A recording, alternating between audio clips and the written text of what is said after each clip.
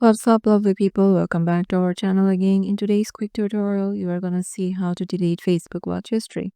So for that, let's head over to our Facebook application at first. Once you're there, make sure you have logged in into your desired account. You have to first go to your profile and then go to the settings. And in here, scroll down to the bottom and you will find the activity log in your activity section. Head over there and go to your personal information or your Facebook activity, and then go to reels or videos. And in here, you have to go to manage rules,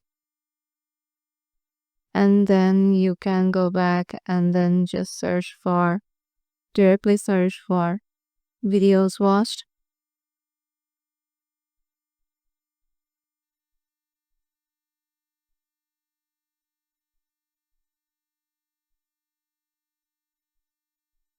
And from there, you can just delete them one by one.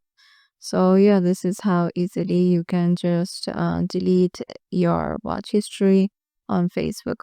Hope this video will help you out. If you got any questions regarding this, make sure to comment down below and we will reach you out.